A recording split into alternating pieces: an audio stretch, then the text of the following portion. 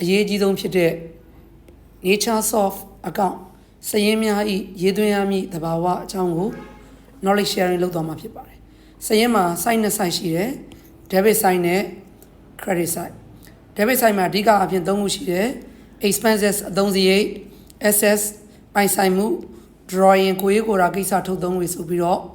အဓိက3ခုရှိတယ် credit site မှာတော့ liability လို့ခေါ်တဲ့ပေးရမယ့်ကျွေးတွေ income ဝင်ငွေတွေ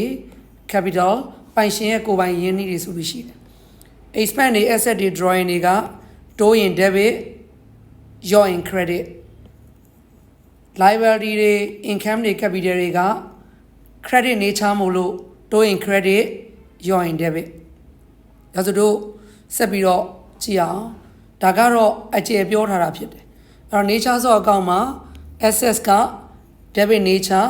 တိုးရင် debit ရော့ရင် credit liability က credit nature တိုးရင် credit ရော့ရင် debit expense က debit nature တိုးရင် debit ရော့ရင် credit income က credit nature တိုးရင် credit ရော့ရင် debit ဒါဆိုတော့ဒီအရာတွေအားလုံးမှာလည်းဆက်ပြီးပြောရင်ကုန်ဝယ်တဲ့ purchase ဆိုရင် debit nature တိုးရင် debit ရော့ရင် credit purchase return လို့ခေါ်တဲ့ return award က credit nature တိုးရင် credit ရော့ရင် debit sale လို့ခေါ်တဲ့ revenue က credit nature တိုးရင် credit ရော့ရင် debit sale return လို့ခေါ်တဲ့ return inward က debit nature တိုးရင် debit ရော့ရင် credit equity လို့ခေါ်တဲ့ပိုင်ရှင်ကိုယ်တိုင်ထည့်တဲ့အရင်းအနှီး capital က credit nature တိုးရင် credit ရော့ရင် debit drawing ဆိုတာကတော့ကိုရေးကိုယ်ရာကိစ္စထုတ်သုံးတာ debit nature တိုးရင် debit ရော့ရင် credit accumulated depreciation လို့ခေါ်တဲ့ provision for depreciation တန်ဖိုးလျှော့စရိတ်စုစုပေါင်းရာထားချက်ကတော့ credit nature တိုးရင် credit ရော့ရင် debit provision for bad debt provision for doubtful debt ကျွေးဆုံးရာထားချက်ကလည်း credit nature တိုးရင် credit ရော့ရင် debit အဲ့တော့ဒီနေရာမှာသိစေချင်တာကအပေါ်က asset liability expense income ဒီလေးမျိုးကအဓိကဖြစ်တယ်အဲ့ဒီမှာ purchase က expense ထဲမှာပါဝင်တယ် sales က income ထဲမှာပါတယ် capital က liability ထဲမှာပါတယ်ဒါလေးတွေသိထားရင်တော့ပိုပြီးကောင်းတယ်ဒါဆိုရင်တို့နမူနာလေးနဲ့စမ်းပြီးတော့ဖြည့်ကြည့်အောင်ဒါဆိုရင် purchase က debit purchase return က purchase က debit revenue က credit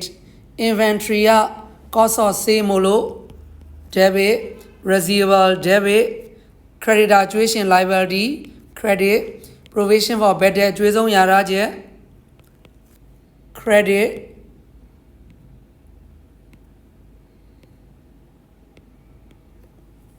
delivery van non-current assets debit feature and fitting ပရိဘောက asset debit wages and salary expense debit cash asset debit bank asset debit bad debt ကျွေးဆုံးတဲ့စရိတ် debit drawing ကိုရေးကိုရာကိစ္စထုတ်သုံးတဲ့ debit general office expense ရုံးသုံးစရိတ် debit rent and insurance ငှားရမ်းကားနဲ့အာမခံကြီး expense debit capital က credit ဒါဆိုမေးခွန်းမှာအဓိကအဖြစ်ဘာတွေဖြစ်နေလဲဆိုတော့ capital credit က revenue creditor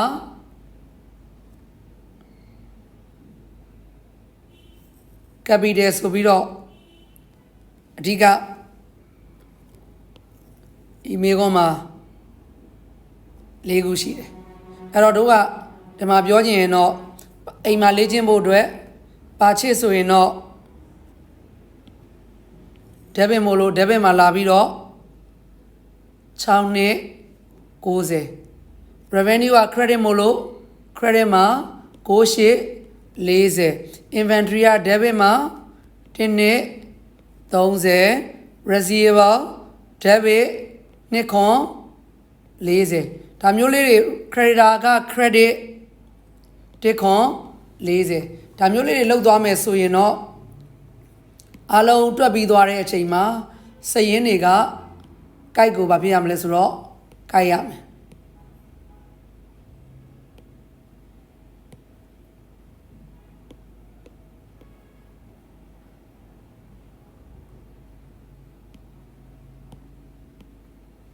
အဲ့ဒါကိုတွက်ထားလေးကြည့်ပြီးတော့အိမ်မှာကိုယ့်ကိုစည်ရင်းကြိုက်ကြည့်ပါနောက်တစ်ချက်အနေနဲ့က